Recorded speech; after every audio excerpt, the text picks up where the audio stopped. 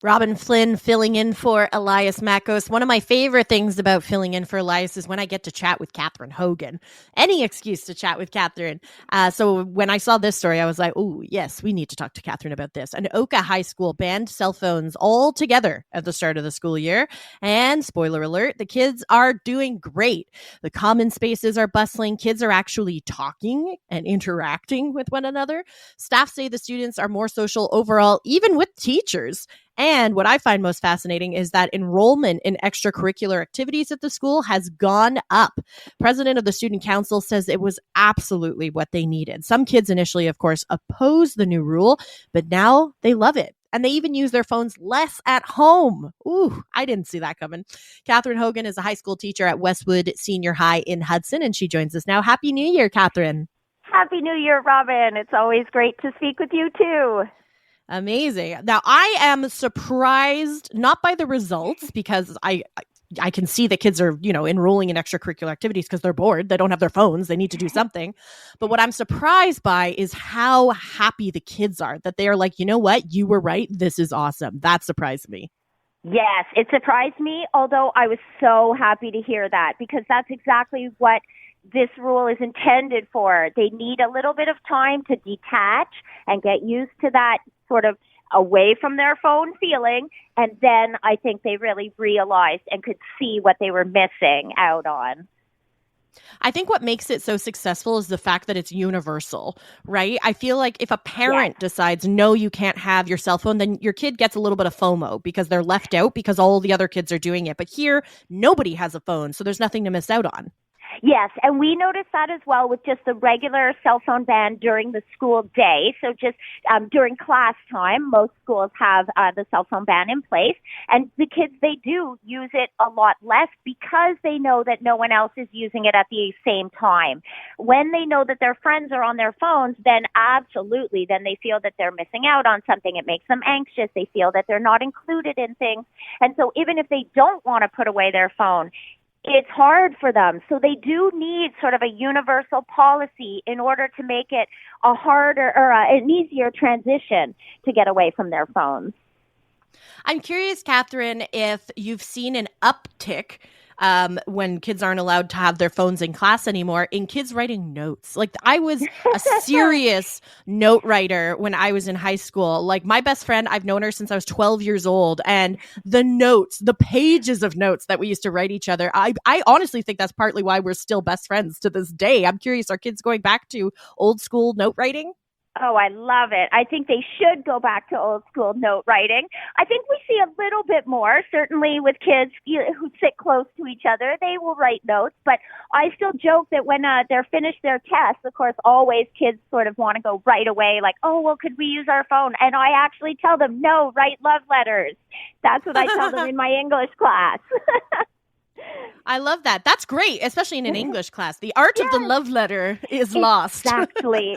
And yes, I think we do see a little bit more of a return to kind of the more old school fun. And that can be also just through regular activities, participating in games around school or in, intramurals in school or drama club or all these things that are available to kids that they were shying away from. And now if we can get them off our phone, I think they're going to come around and come back to those activities and realize the importance and fun of them.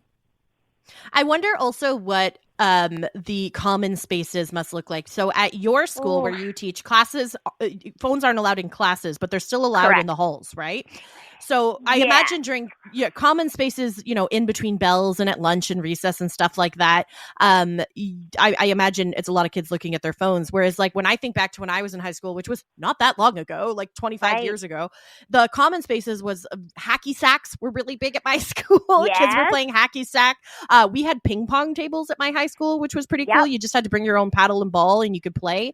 And a lot of girls in the bathroom sharing lip gloss, like all that kind of stuff that I think kids probably aren't doing anymore. Yeah, they really do miss out on that. I remember spending a lot of time sitting at lockers at lunchtime, and we would just sort of sit on the floor and everyone would talk to each other. And that we don't see. The kids will all sit together, but they'll all be scrolling. And they may talk to each other a little or show each other things, but they're scrolling. They're scrolling and texting and snapping and all those things rather than sort of having that face-to-face social interaction. And those are the things that are becoming trickier skills for them. And we definitely see that. Do you think that this is something that all schools should implement in Quebec? Initially, when I kept hearing about like banning phones in schools, I honestly was opposed to it.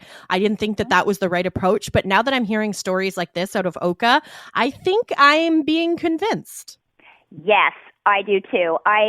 When I first heard about the cell phone ban coming into classrooms, I was relieved because I think, again, it just takes it off of the teachers' shoulders and allows kids to understand that this is a rule for the whole entire school.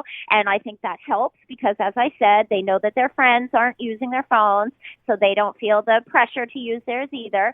But yes, I think I would love to see it go that extra step farther because I am worried about their social interactions and their social skills and how they communicate with each other. It's becoming a bit of a lost form of communication, and I think it's really important to bring it back because I think social skills are some of the most important lessons that kids learn in high schools, how to interact with each other politely, how to engage in interesting conversation, and all these things are so critical to their development. And I think going that extra mile and taking it away at the lunch times and having the kids interact again, I'm really in favor of.